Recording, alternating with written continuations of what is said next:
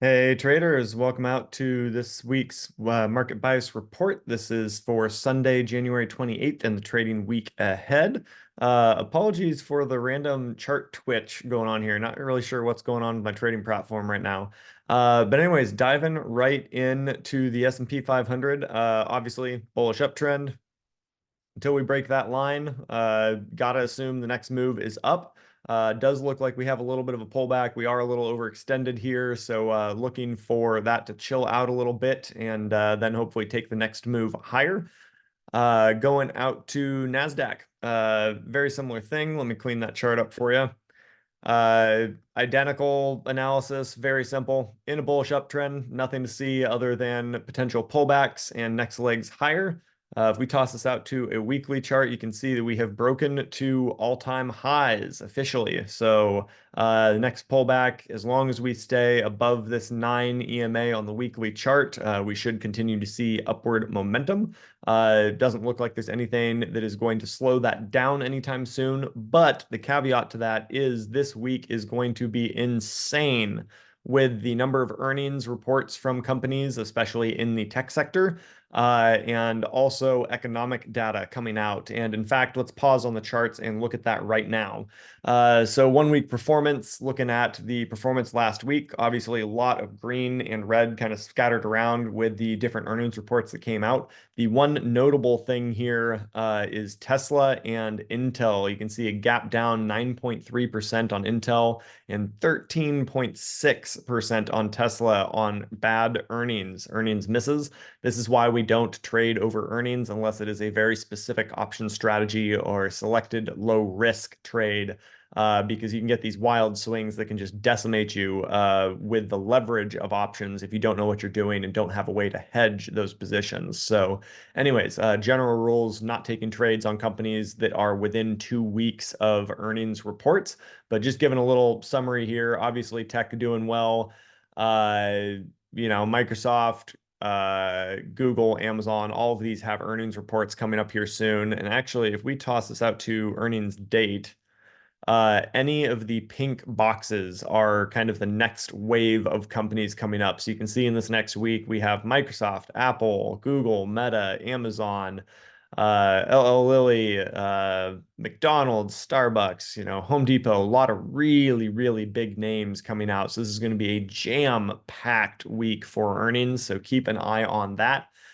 Second, we have a huge amount of economic data coming out. So these are going to potentially rock the market one way or the other and might have a very significant impact in the market movement this week. Consumer confidence and JOLTS job openings are going to be important coming out on Tuesday. Non-farm farm roll unemployment change, employment cost index, federal funds rate. The FOMC does have a statement and press conference on Wednesday. So Wednesday is going to be a heavy hitter day. ISM manufacturing data is going to be important, and basically all of the reports on Friday are going to be important. So anyways, this economic data is going to drive the US dollar chart one way or the other. On a weekly chart, you can see we've kind of popped up and we are coming into the decreasing 9, which might act as overhead resistance. But if we toss this out to a daily chart, you can see really we are consolidating within a range here. And this is kind of a one way or another. That was a terrible drawing. Uh, Snapping to the candlesticks. There we go. So we're consolidating the range. Whichever way this breaks is really probably going to drive the direction of the rest of the market. If this breaks to the upside, that is not going to support another bullish move. That'll probably support a pullback in the overall market and a risk-off mentality. But if this stabilizes and then rolls over based on the resistance coming up from the weekly chart that we were just looking at a second ago, if it pops up briefly, hits that, and then rolls over, that would actually be supportive for the US markets. Going out to our internals, the AR high-low, let's put this back to a daily chart so we can see what's going on.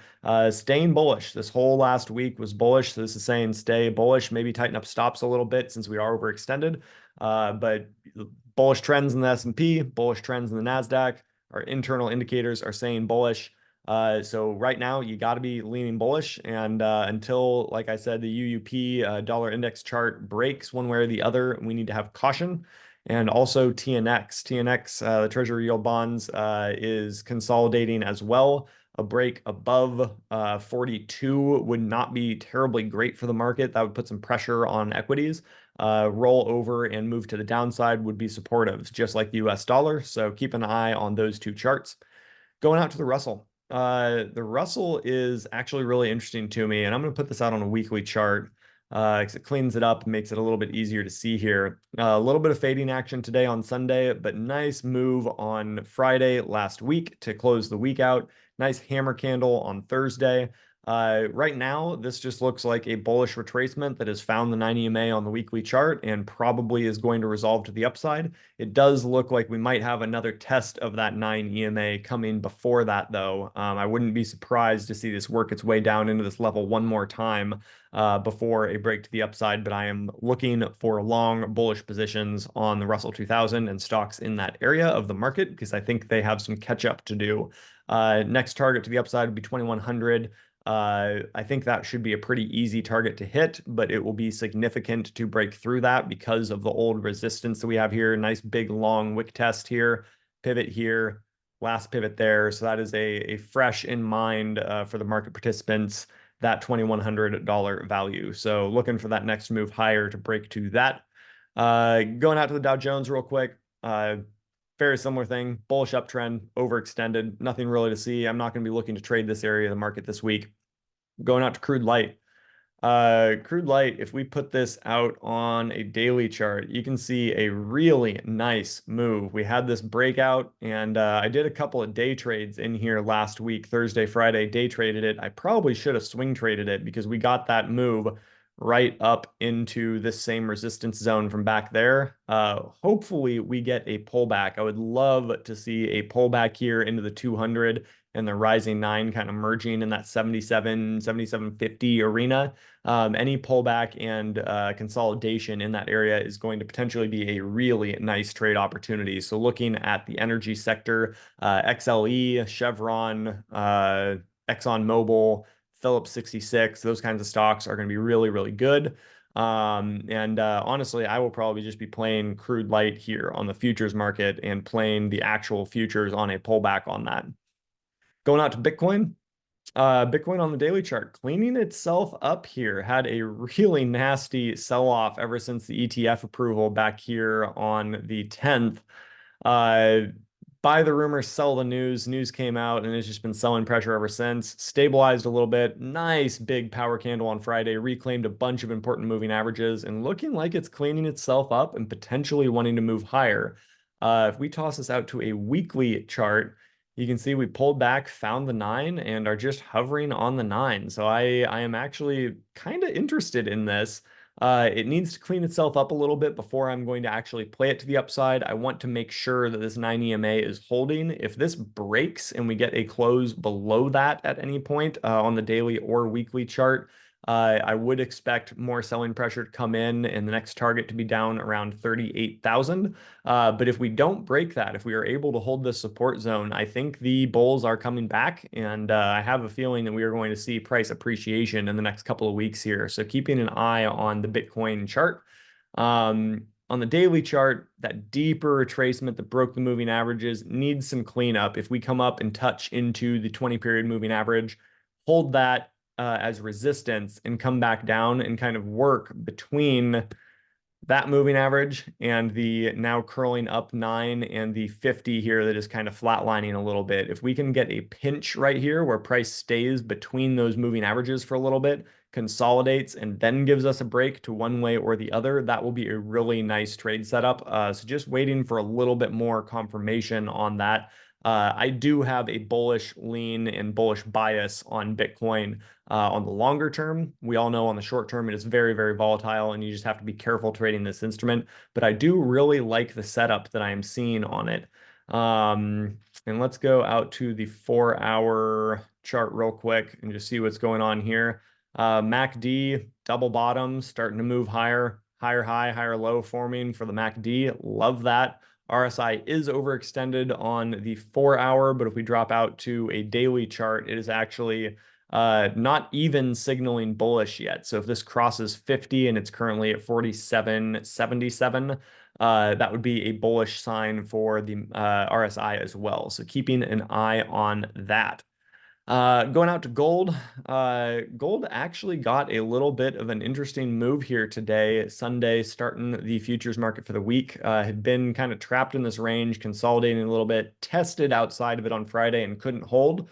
Now it does look like it is holding, and the 9 weekly or 9 daily, excuse me, moving average looks like it is going to curl and reclaim these. So gold looks actually more interesting to me now than it has basically since like mid to late December. So it's been over a month and since I've been really interested in gold, but I'm interested in a trade here going up. I think easy target one, 2067, easy target two, up to about 2100. So interested in gold, keep that on your radar.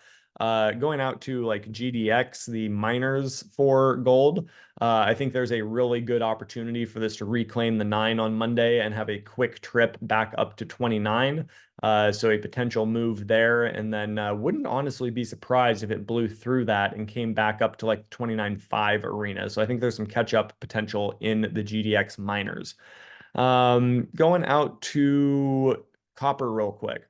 I am really interested in this copper pullback. I think that this nice big 2 candle bullish power move with nice buying volume, spike in volume there is a really good sign. It has had this nice controlled pullback coming into the rising 9 and has a lot of support with moving averages underneath. I think this could easily be targeted up to probably $4 somewhere in there. So really like the look of copper. Going out to natural gas. Natural gas has been a wild child here lately, and you can see it actually gapped down significantly on the open for Sunday's futures here. Not a good look. It's probably overextended a little bit to the downside right now. I wouldn't be surprised to see it pop back up to like $2.37 somewhere in there, and probably roll over again. If we toss this out to a longer term chart, we do have some support down around like the 1.6 to 1.44 area, and I'm actually not going to be surprised to see us get down to that 10-year low, because we had multiple opportunities to bust through the monthly 9 EMA here and failed, and it is looking like just a couple days away from the end of the month here, like we are going to end at the low of the month, which signals to me there's probably more pressure to the downside coming. Finally, let's check out a couple more of the metals. Palladium is actually cleaning itself up and looks pretty interesting to me. If we get a close with a green candle here on top of the 9 daily, I am going to be interested in a breakout above the high of this little candle. That equates to 979.50.